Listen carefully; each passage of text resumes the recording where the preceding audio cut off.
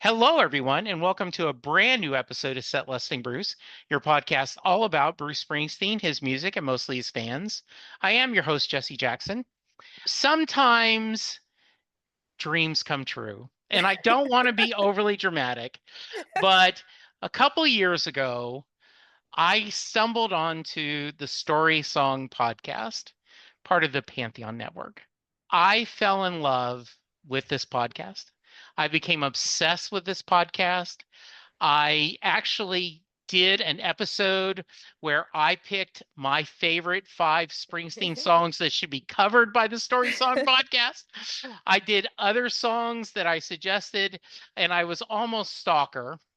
But luckily, the team were very nice. Dan, who is one of the three, was here March 2023, and Rachel is the one who lost the bet, and she has to join me now.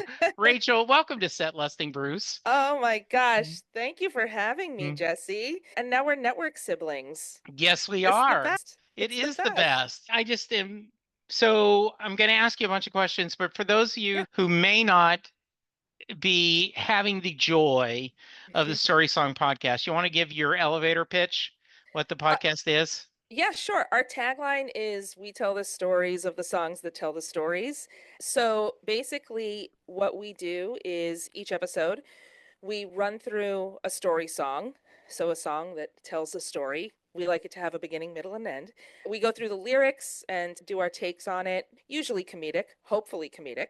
And then we talk about the background of how the song came to be and any lessons that we learned from it. It's super fun.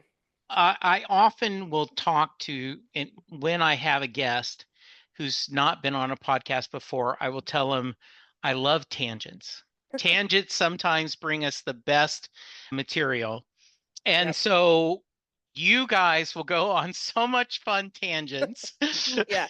Well, and if you like tangents, have I got a podcast for you? and I do love, and there's that old joke about I like the new stuff, but sometimes I like them to play the hits. 70 story songs are Yeah, yeah. the core. That's our bread and butter, Yeah. without a doubt. Yeah. It's We love it.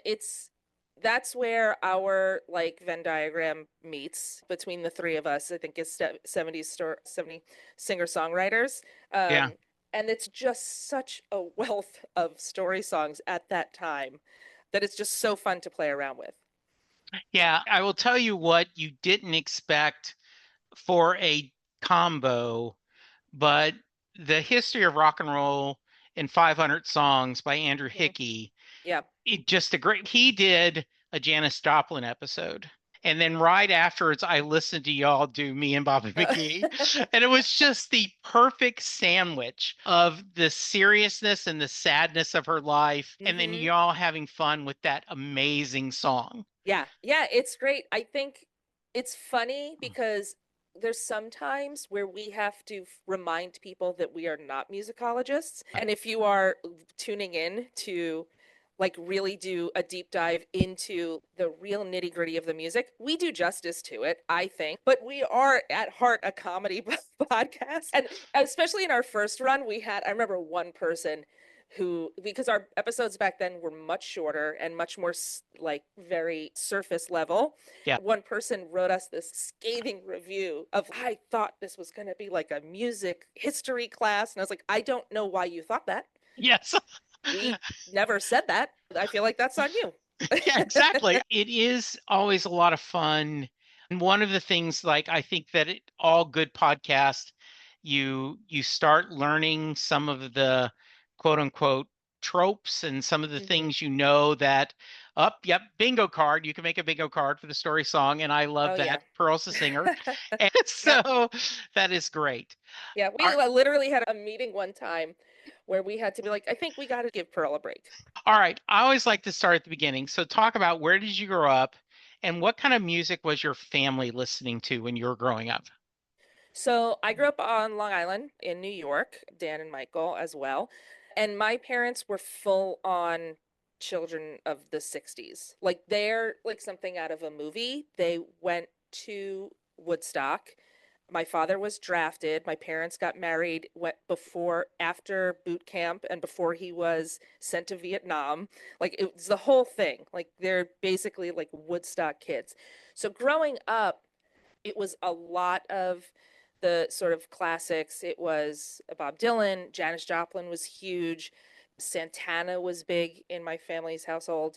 And then Dylan, Joan Baez, Peter, Paul, and Mary was like basically every week that we were playing Peter, Paul, and Mary. I saw them with my mother, I don't know, 3 times, I think. But my parents were also always open to new music. So as I got older in the 80s, they bought the Michael Jackson albums. Bruce Springsteen was part of it. I remember being a kid on Long Island in the 80s. There was Billy Joel and Bruce Springsteen I feel like they came with the house and then they were like, here are your albums. Here's Born in the USA and here's like The Stranger. Your child will be raised on those.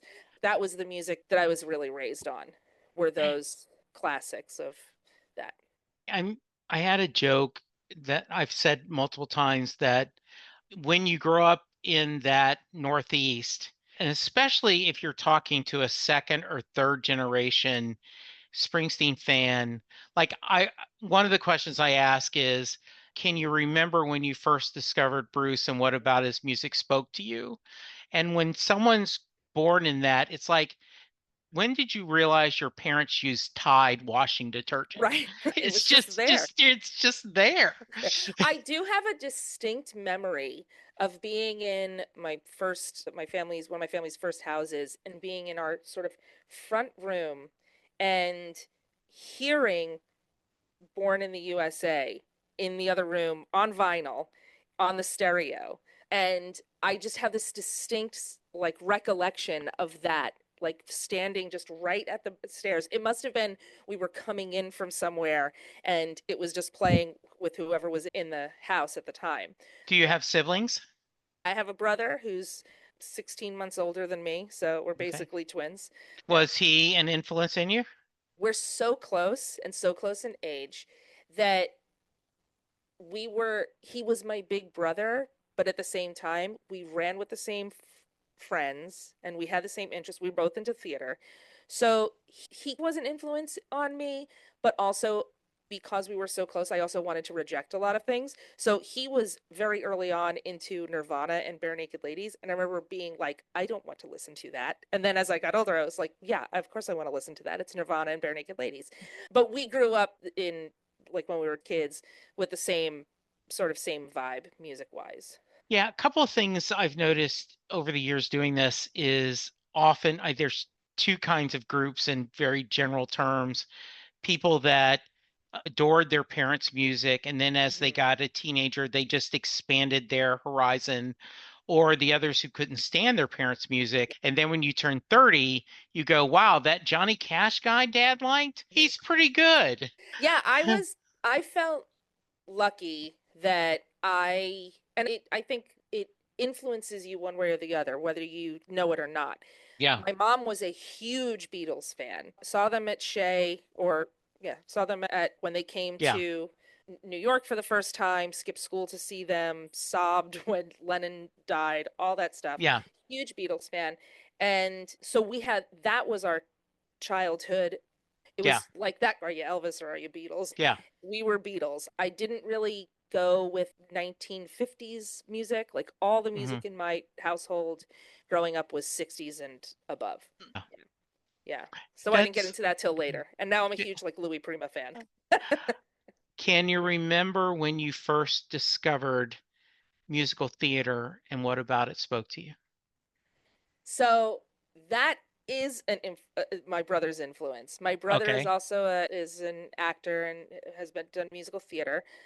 When he was in fourth grade, I saw him do a production of Annie like in fourth grade, and he played Rooster. And the thing, and it was not like, wow, I want to be like Wes. It was he was getting attention, and people like laughed at him and stuff. And I was like, okay, then I want to do that. If he's doing it, then I want to do that. But that was a big thing about me getting into theater. But My parents were also very big on us. Long Island is New York City adjacent. So from the Yeah. time we were very little, we were going into the city. Seeing a Sondheim musical as your first musical, pretty great. Yeah. So it was just, and then from there on out, it was game over. I love musical theater, love Stephen Sondheim. I think he's one of the most incredible lyricists and writers ever, and I'm assuming extremely frustrating for many people because he's such a genius at at shoving as many notes as possible into a line. Yeah. Yeah, I think that from a very young age that musical theater was part of my life. And have you, are you, have in your past, have you done, are you behind the scenes, in front of the stage? What do you, what side or both? Both. So growing up, I was extremely shy, and theater was a way to get into it. Musical theater, I liked, I'm a pretty decent singer, but I'm more like I would say like a rock singer, belter, that type of Okay. thing. Well, I wasn't getting the big musical theater parts, but I was doing theater from the time I was in probably sixth grade. I went to acting school for a couple of years with Mike Nichols was actually one of my teachers, the director, and I did work in the theater for a number of years, and I started to go more towards the teaching artist route. And from there, I just found ways to do things that sort of touched on both education and theater. And that's what I do now. My day job is manager of education programs for the Broadway League. I came back home. What about teaching spoke to you? I think it was teaching is very similar to directing. And when I was in college, I directed a couple of shows, and I really liked being able to see the recognition in other people's faces of them understanding a concept as I told it to them and being able to like push forward different ideas.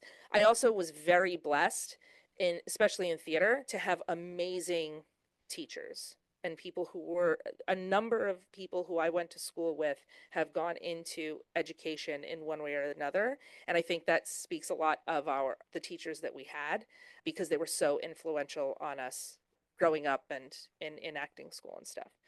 Yeah, and it's great. I did children's theater for a long time, and being able to understand that if this art that I love is going to continue, there have to be future generations who are going to do it.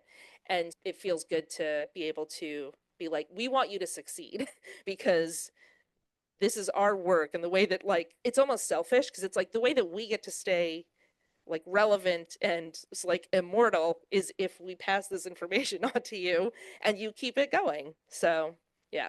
So that's really what speaks to me about that. But I'd never thought about this, but my day gig is since 89. Mhm. I have worked in and out of customer service, leading customer service teams, whether some technical, some non-technical, just that's people call the people I work with to complain. No one calls to say, hey, everything's working great. Just want to That's let you right. know. And there is a joy in helping someone figure it out. They either think they can't do it or they don't understand the problem, and you help them get so that they're able to resolve the problem. Or if you're working with a coworker, I'll never get this, I'll never get this, and you teach them how to do it. So, yeah, I could certainly Yeah. imagine that is a magical moment. Yeah. It's really great. There's a joy to it. And there are people who are born to it, and there are people who are really not. And you can tell the difference. And so Yeah, a lot of times, especially with teaching, people say that like those who can't teach, and it's not true. The more no, I've seen is that the people who can and teach are the ones who can do it the best. yeah, I think a little bit.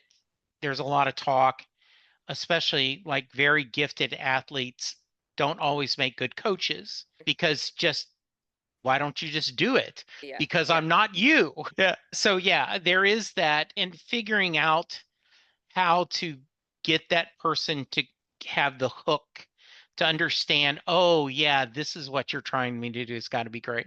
Oh yeah, without a Yeah. doubt. All right. So the other thing we talked about before is you want to tell a Bruce Springsteen story, which is perfect since it's a set listing Bruce. You're talking about the cover. Yes. Okay, so speaking of my brother, I didn't realize I'd be talking about him so much. He'll be thrilled.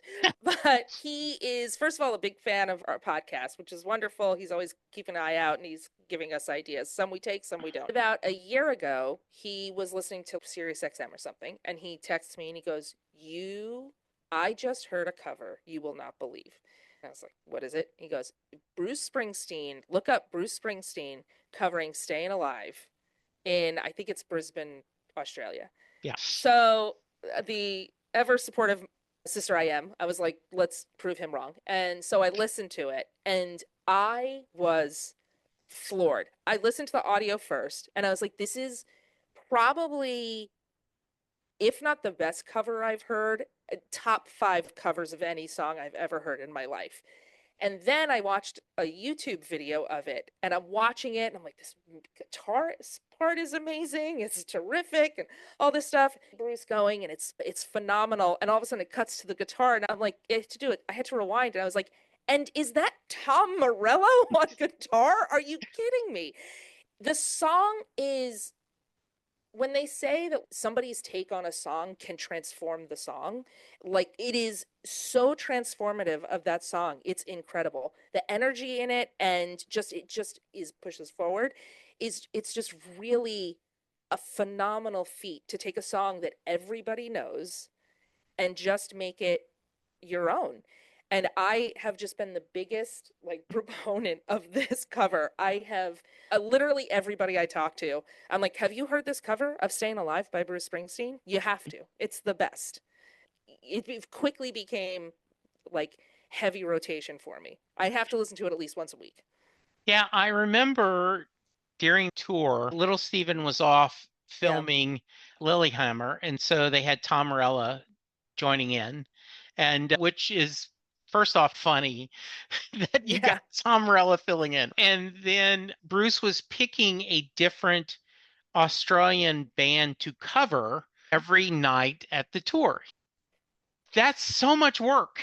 And like a few years ago, when Prince died, he and the band came out and did Purple Rain, and Mm-hmm. everyone wore a shade of purple.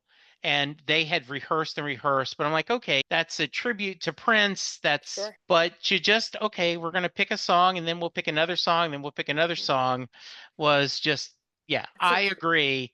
And I love to show that to fans that are like, Bruce is a gifted artist and a gifted writer, but just as a performer and coming out to do that is just, I agree with you totally. it's incredible. And he looks in the YouTube video, he's never not looked cool, but Yeah. he just looked so cool in that video specifically. Every time I see him perform, I always forget. I'm like, oh yeah, you're the coolest person on the planet, and you just keep being cool. Like you get older and just cooler and cooler. How do you do that? And you think about that, you go, okay, people like I graduated high school in 1977. Mhm. So I was immersed in not just the disco Bee Gees, but the Bee Gees when they were doing that and all Mhm. the 70s. That's why y'all 70s sorry songs, like I was listening to my AM clock radio when Billy Don't Be a Hero came on, you know? And so it is so funny. And you go, Staying Alive is not a cool song. Yeah, right. And then when you watch Bruce Springsteen do this version, you go, yeah, that's Oh, a cool song. it's a cool song. And everybody I feel like has the same look on their face when you mention it, which is what? And Yeah, they have that same idea of that's a lame song. I don't want to listen to that song. And then you want to listen to it every week because it's yeah, the best song you've ever heard. yeah. Yeah, I shared a little bit, and you can do that. When he did the NCAA tournament, the band opened with Van Halen's Jump. So good. you should check that too. I am going Uh, to. yeah, there was another podcast, two young guys that were mediocre. They were not big Bruce Springsteen fans, and they decided just for fun they would, basically excuse for two buddies to visit, and Sure. they were like, the E Street Band should do nothing but covers. Just they Yeah, should just yeah. tour. They're the best cover band in the world. Just Incredible. forget doing all of Bruce's songs. Amazing if they just did an entire cover album or something. Yeah. It'd be so good because It, Bruce Springsteen can't do a bad cover. It's gonna be good, trust me. exactly. All right. So let's talk a little bit about the podcast. So Sure. your version of how did you guys start? You guys you're in a barn and you go, hey, let's put on a show. Yeah, basically. Dan and Michael and Dan's wife, Sarah, we're all BFFs. We've known each other for forever. And mostly what we do, we are the friends who we're always like, we should do something. We should do something. And all we do is wind up like having a drink at somebody's house and talking nonstop. And we would do that all the time, no matter what. And it would always be these random things. And we go on these sort of diatribes back and forth about different things. And as you know with Dan, because you've spoken to him and Michael as well, they are encyclopedic about music. It is really incredible. And so a lot of diatribes would be about like picking out a song, listening to it, and being like, what is this all about? And going back and forth and doing our takes on it. And then I think Dan mentioned this on his episode, but we were all on a cruise, and on this cruise we were in the middle of 3 hurricanes, and the ship was very rocky. I actually just recently listened to the episode because I was like, I want to make sure I don't say the same exact thing as Dan. I did notice that he mentioned everybody got sick and I didn't get sick. I would like to point out that this boat was a rockin'. This wasn't just regular seasickness. This Yeah. boat was up and down, huge waves. We should not have been out there. They closed the outside, like it was bad. So we're on this cruise, and there was one night where basically all we could really do was be in a room drinking. And the night the lights went out in Georgia came on, and we started talking and like joking around about the lyrics. And I think we laughed, and the entire night was like talking about this stuff. And then we got back. I don't know who said it. My guess is it was Dan. And he said, we should do this. We should do this as a podcast. And this was 2011, I think. Dan and I have known each other since kindergarten. We met Michael in high school, but we've always done things together. Previously had tried to do things together, the three of us, but it just didn't work out for one reason or another. I think part of it was technology. But he was like, let's do a podcast where we find story songs and we just tear them down, lovingly tear them down to their bones and see what we can find in them. And we built this show from there. When we came back after our long hiatus, we've gone on longer. The show has gone on longer now than we were away between the two Okay. iterations of it, which is wonderful. But it has definitely evolved, and we've gotten more interested in things like the research and stuff like that. But that's where it came from, was basically the three of us just randomly talking about things with Sarah and doing what we would do anyway. And we Yeah. just shoved microphones in our faces. Yeah. I had a friend, I still have a friend, Brian, who was one of my first. He and a bunch of his buddies did a Battlestar Galactica podcast. And every Monday after Battlestar Galactica came on the weekend, Monday at lunch, they did nothing but break down the podcast, break Yeah. down the episode. And they said, we might have just record this. Yep. And so I love that. Yeah, it's great. And I think having a slant to it is when we did it, and it was 2011, there were not as many podcasts as Yeah. there are now. And I think the thing that helped us and brought us back is that there's, much like your podcast and all the podcasts on the network, is that there's a point of view to it. There's a lot of podcasts out there that people will say, we should just what we're doing right now, we should just record this. But it winds up being just three dudes talking as opposed to breaking down Battlestar Galactica or talking about Bruce Springsteen or talking about story songs. Having a focus, I think, helped us and helps us stay interested in it as well, because we're always trying to find the next thing. Yeah. And I think one of the things that works is you need to have a format, but not be a slave to it. But you have to, the audience wants familiarity. They want that, they understand that. And so they like that feeling. Yeah. Now, remind me, why did just circumstances you guys took a break? So It's funny. So we took a break because they were having their first kid.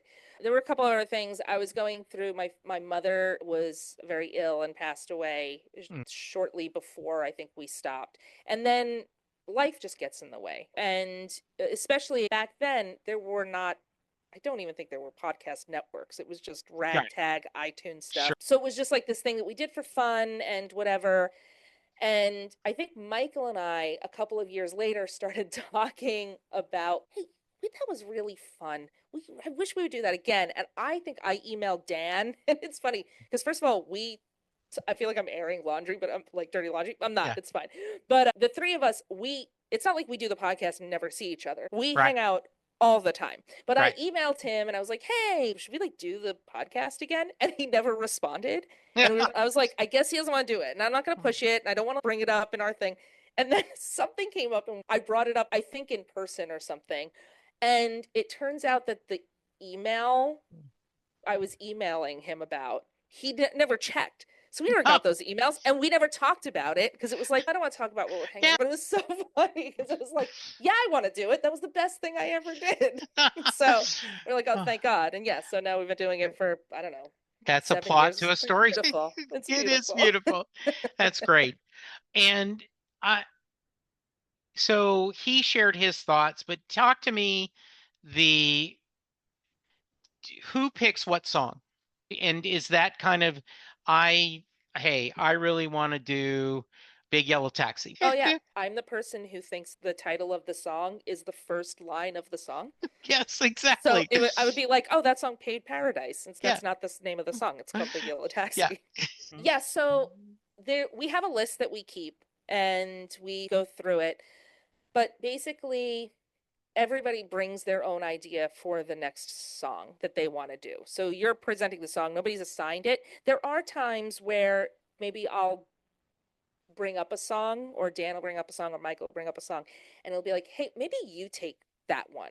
Yeah. Maybe it's a song that we know, if it's a 1950s song and I maybe don't have that much of an interest in it or it's obscure, Michael is probably going to know more about that song. And so Yeah. it probably makes more sense for Michael to take on that song. So there, things like that will happen where we do some horse trading. But for the most part, we just bring the song, and it's not like unless there's something really weird about, but I don't think there's any song that has been vetoed. But it's not all of us have to agree that we love this song or something like that. We put forward the song and that's how it is. And whoever brings the song forward is the one who does the background, or who does like the story behind the story portion of it. And yeah, and then we just all just listen to the song. We try not to look at the background so that we're surprised when it Yeah. comes up. But yeah, we just listen to the song and we just take it from there. How much? So one of my other podcasts is Perfectly Good Podcast, where we're doing every John Hyatt song in alphabetical order. Nice. And so Sylvan and I do two songs every other week. And so what we do is we put those two songs on repeat and we just listen to it over and over again, looking at the lyrics, and then we break down the lyrics. Do you guys do that much research, or are you just going to wing it as we're talking to the guys? So we, for the most part, wing it. Most of my adult like performing career was in improvisation. And so I don't really write much down at all for that part of it, just because that's I would get too much in my head. There are sometimes some bullet points that we'll write down as you're listening to the lyrics, but usually that's the person who brings the song already has a point of view and has some things they want to say about the song. So Yeah. they usually have more set up, and then the rest of us, the other two, will just riff off of that. And if things come up, they come up, and so be it. And there's some songs that are, like I said, the sort of like intersectional between the three of us that we'll all just have a lot of points of view about, and it'll be similar because we all love this song or we all feel the same way about the song.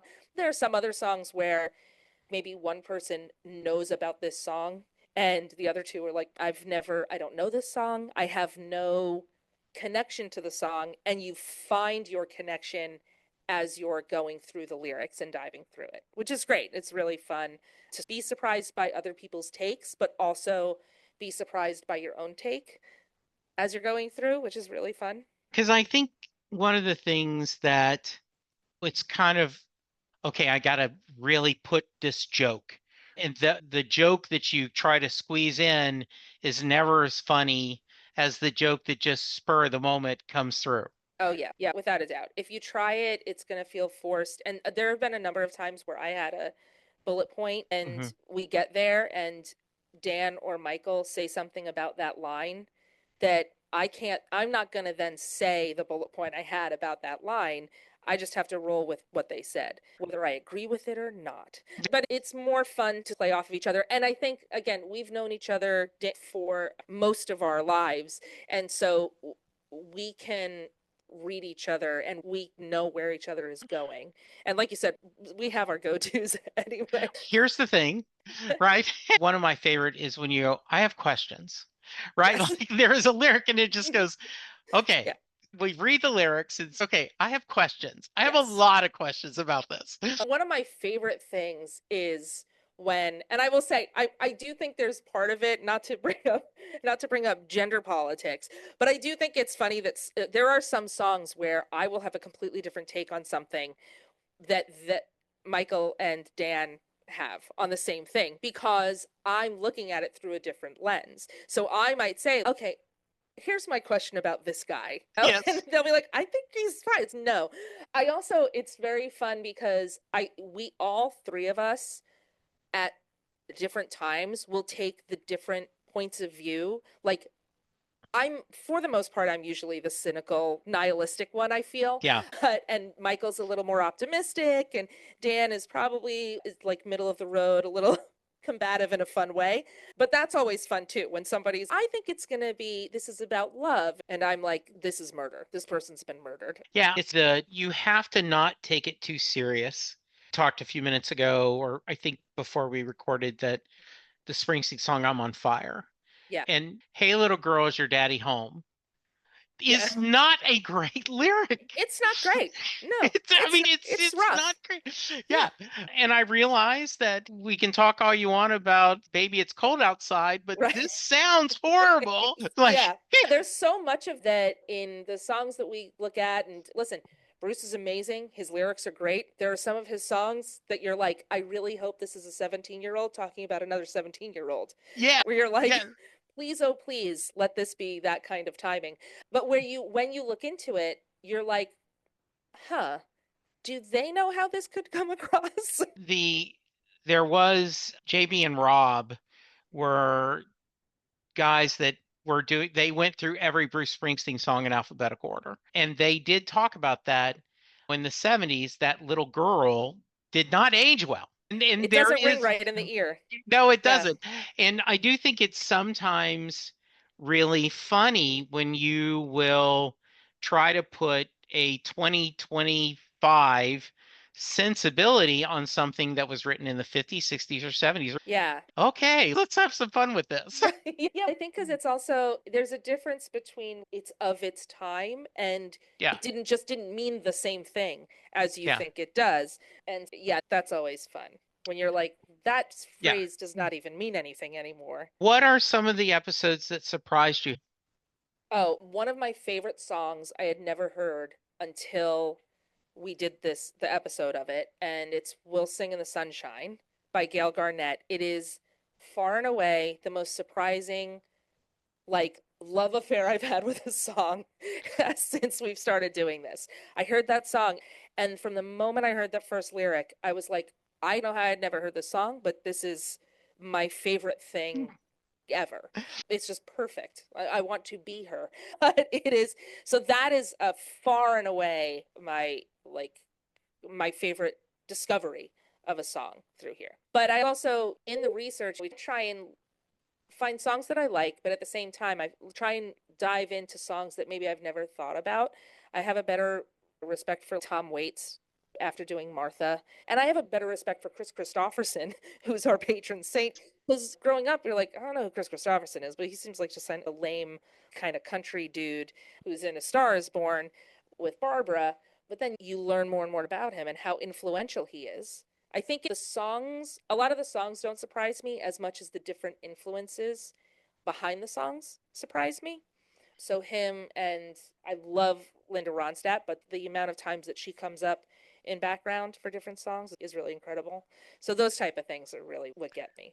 Yeah. One of the things that, and I love that you guys call out the patterns with a little bit of fun. For example, there's a good chance that if you're a Northeast sports writer, you're a Springsteen fan. There's a very good chance that if you're on this show and you went to summer camp in the Northeast, you learned Bruce either from a roommate or something.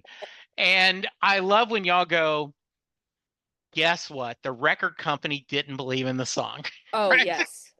It's amazing how many times that happens. The record company was really behind the song.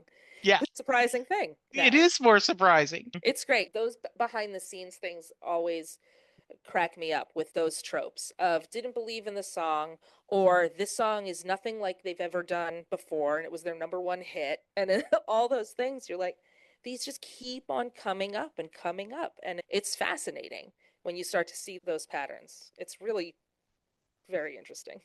I do love seeing that pattern. And the other fun thing is I do not, I am reading into something maybe more because I've had it's the internet, so people are crappy. But you're like, okay, we're not going to get into everything Kenny Rogers has done Yes. because we Yeah. will be here forever. Yeah. So in advance, if you want to send us emails, why didn't you talk about this? I'm just Yeah. telling you, we skim the surface, and I'm sure we'll do other Right. Kenny Rogers songs. I think because if we're doing a backgrounder and we're doing the background of a super famous person who has an insanely long career, Yeah, it's not helpful to us to do their entire history because what do we do when we do a different song by yeah, that person? yeah, We won't have as much to talk about. And also, it would just take a bazillion years for us to get through an episode. So, yeah, we started doing that a couple of years ago, I think, being like making the caveat of we're not getting to everything. This is yeah. not, because this is not a masterclass in music Right. history. It's not. It's our take on it. And I think the other thing about the background is the three of us, I feel like, approach it in different ways. We have our different interests in what we do research in. Michael is huge into the Billboard charts and what's charting and what beat out what and things like that. So he has his take on it. I think Dan is a little bit more into like the building of the music side of it. I don't know what my side is. Sometimes they'll go on these back and forths talking about, but the billboards this week were this and this person was in this band. And I'm like, I guess I'm going to wait my turn until I have something funny to say because you guys have so much more knowledge than I do about these things. To say, I like the weird things, I think is my background to find the weird stories in it. yeah. Yeah. So two or three songs that you're itching to get to and you guys just haven't gotten to them yet. So two or three songs. So I don't know that there are specific songs that I haven't gotten to yet. I am a huge fan of the Mountain Goats, the band The Mountain Goats. Okay. So many of their songs written by the wonderful John Darnielle, who is my music hero. He's an incredible songwriter and novelist. He's wonderful. So many of their songs are story songs, but I am such a huge fan that I cannot choose which one to do. And I also am terrified to do it because I think in my head, what if he doesn't like it? I will have to go into hiding and I'll never go to another show of theirs. But I do have to force myself to do a Mountain Goats song. Know nothing about them. They're So wonderful. here's what we're going to do Yeah. is in a couple of months, Mhm. come back. I'm going to do Please. just the Mountain Goats episode. You're going to Yeah. want to listen to the Sunset Tree. You're Okay. going to want to listen to Well, that's what, Tallahassee. so Those are the full albums. now what's funny is I've done this a couple of times where I'll say to someone, because I went through a spell where I picked like 10 not as well-known Springsteen songs and Mhm. would someone says I'm not a Springsteen fan, I'm like, okay, listen to these 10 songs, Yeah. then come and join me and we'll talk about them. Everyone knows Born to Run and Born in the USA and all this. And so we had a fun conversation. Oh, I'm happy to give you a top 10 of Okay, it'll be good. tough for me to figure out which ones, but it'll be No, okay. So you're going to send me an email and that's my homework. you bet. That I sounds love it. great. That I would say the Mountain Goats is like my goal this year, I think. One song that we haven't done just because it's like, poof, how do we get through this is Paradise by the Dashboard Light. But it's like an opus. So what are we Yeah. supposed to do? It's so long. And so I think those are my two Yeah. that I'm looking forward to this year. And I don't have a third one because I know tomorrow I'll turn on the radio or I'll listen to Spotify and I'll think, oh, that's what I need to do next. Yeah. Yeah. There are so many times when we have things planned out and it's okay, I'm going to do this and this. And then one of us is, I just heard this song. I have to do it immediately. Yeah. I think a lot of Harry Chapin did, so many story Mm, songs. Jason Isbell is someone who's new that's really good at doing that. And I do think that's the beauty of this format is you're not going to run out of story songs for a while. right. Yeah. Yeah. Without a doubt. And we're always open to getting ideas from listeners and everything because we have some blind spots. None Yeah. of us are new country fans. We Right. just don't listen to that music. So if we would not know these songs Yeah. to even look for these songs. Now, and we're going to wrap this up soon. It's a pleasure. Oh, good. What drives when you guys do the one-offs? Like you've done the musical, Mhm. jukebox musicals where you pick just a band and now we're going to do this. Is there anything special why you decide to shake up the format? So I think that we started it. It's very funny because we started by calling them mini-sodes and they wind up being the same length as an actual episode. I think if there are songs that we have where there isn't enough there to do a full episode on, or maybe there's not a lot of background to the story, then we'll maybe find a way. That'll be an in to be like, what about if we do a mini-sode or a bonus episode that's like this? And the jukebox musical, I don't know exactly where the idea came from, but I feel like it's one of those things where we maybe all of us had separately had the idea, but we'd love to do more of those. That idea just that's been in the background and we've been thinking about that for a number of years. And it's just a lot of it is really about scheduling and timing because the other thing is that again, the way I say I'm just the talent is Dan and Michael do all of the editing. So I do nothing. So for me to be like, we should just Yeah. do our episode and then do jukebox musical episode, you guys, Yeah. and then you can edit 6 episodes in 3 weeks. Right. That's Yeah. fine. But yeah, so that's usually the impetus is that somebody has a song that's this is not a full episode, but how can we explore it in a way that makes sense? And then we'll find other songs about it. Or it's just a thought of like somebody will be like, why are there so many songs that call out specific cities? And let's find out why and let's see how many there are. Or like Yeah. talking about the Never Been to Me, the male version. It's like, Yes. how many songs work as a male and female counterpart versions? The answer is not many, but there's Right. some. So that's where those come from. That's awesome. What should I have asked you that I hadn't? We haven't done any of your ideas for Bruce Springsteen songs, but we that's it's funny because the Bruce Springsteen is another one of those where it's tricky waters because you want to do great Yeah. service to them. I thought about that. First off, I'm expecting if you guys ever do it, and yes, Jesse, we're finally doing a Bruce song. Yeah.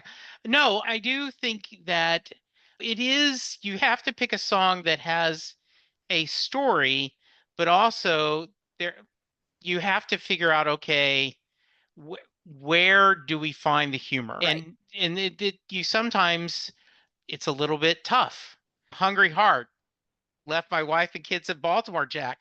We're So I do have starting that. where you're abandoning your family. Yeah. What is going on, Bruce? Exactly. Yeah. But yeah, so it is really tough. And it's funny, the Mountain Goats is similar. There's some of his most beautiful and amazing and most popular songs are about his abusive stepfather growing up. So it's tough to do a story song podcast Yeah, episode about those songs. exactly. When are we doing Stan from Exactly. Eminem? Right? It's funny, there's a list of songs that we have that are on the do not playlist Yes. because there's just no way in.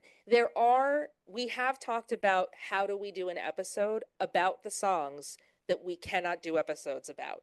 Like Brick. We're not doing Brick. We're Yeah. probably not going to do Freshman by Verve Yeah. Pipe. We're probably not going to do those songs because it's a little bit weird.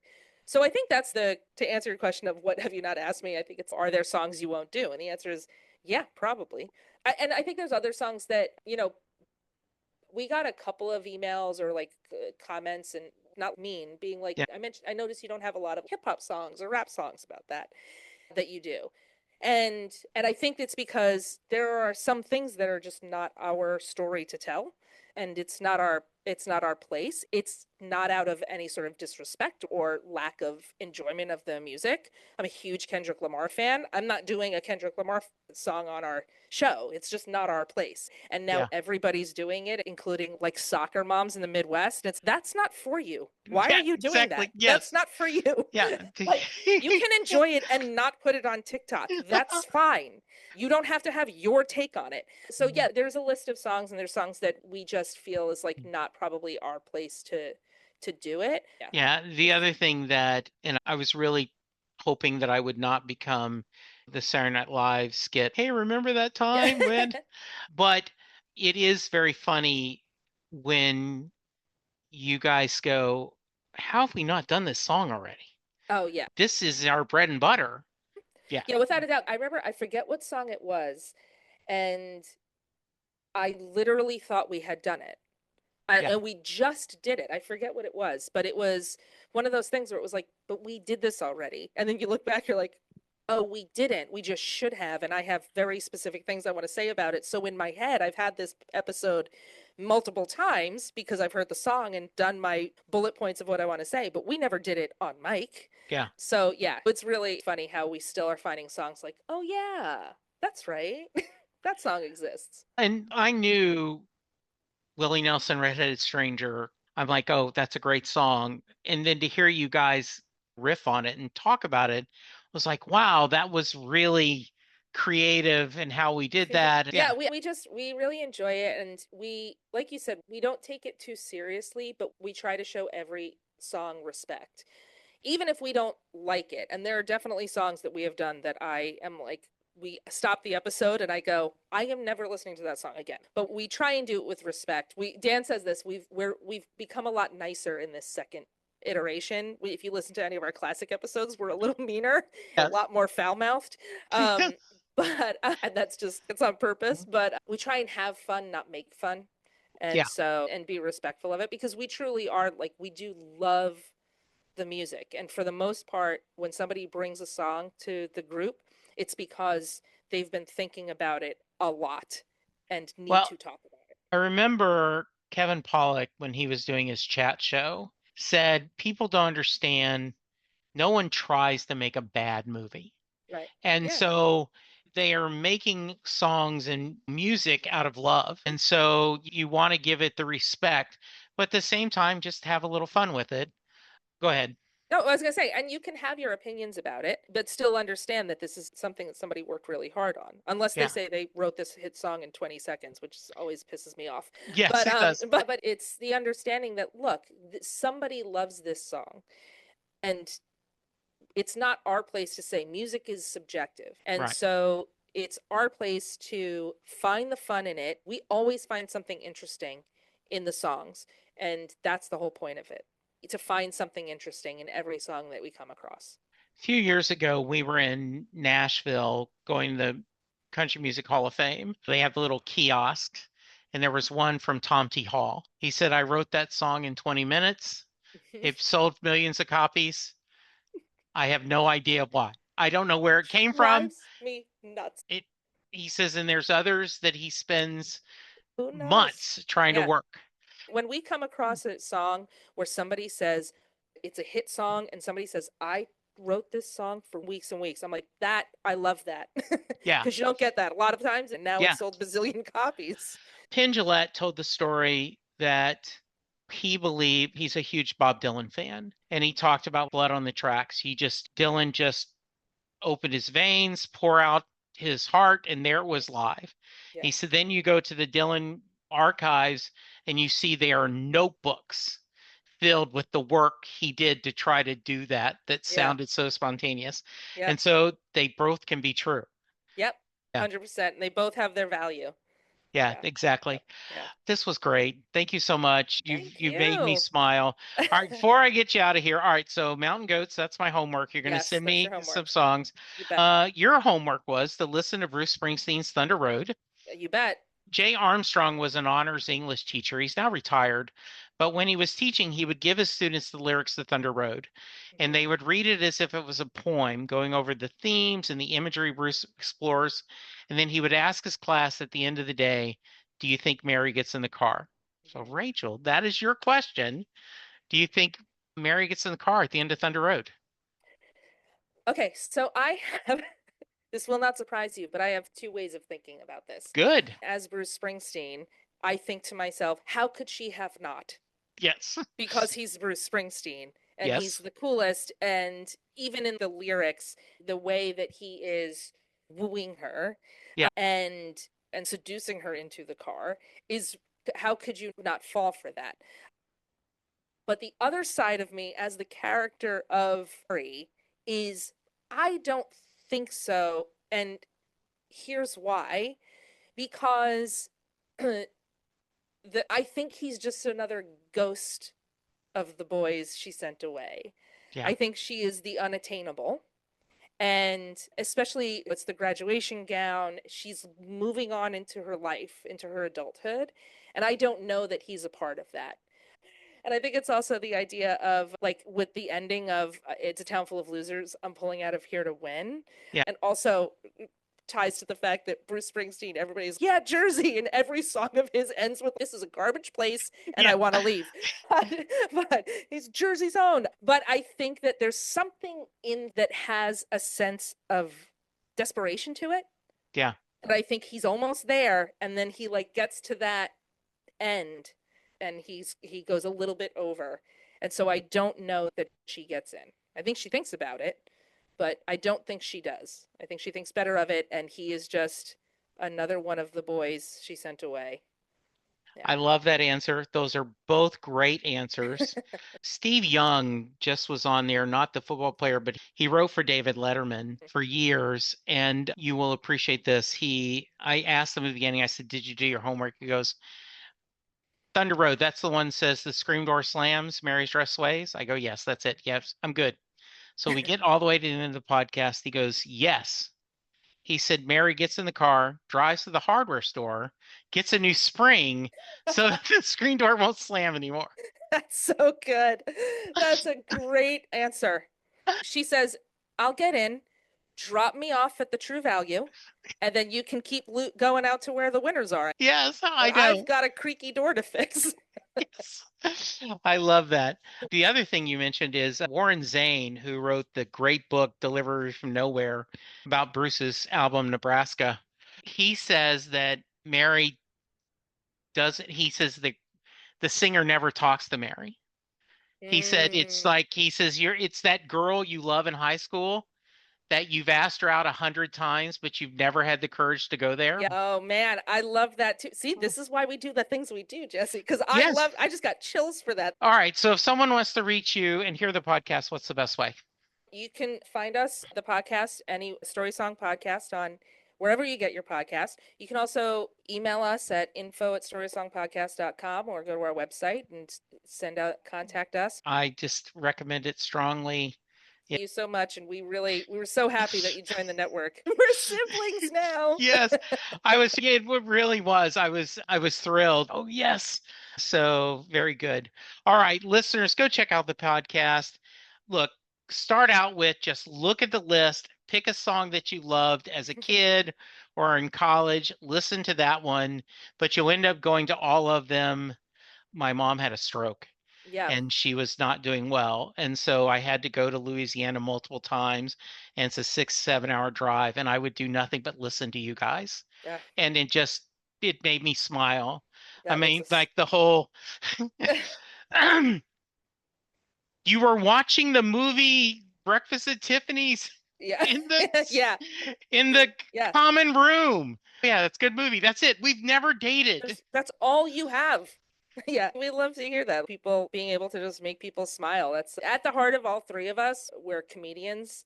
It's a pleasure to do this with two of my best friends who are Oh, also two of the funniest and smartest people I've ever met. right. So, Is that just, and I tell everyone when they ask for advice, I go, first off, make sure you have a broad enough topic. You're not going to run out of it. And two, pick a co-host or a subject that if no one listens, you're still going to record it every yep, other week. without a doubt.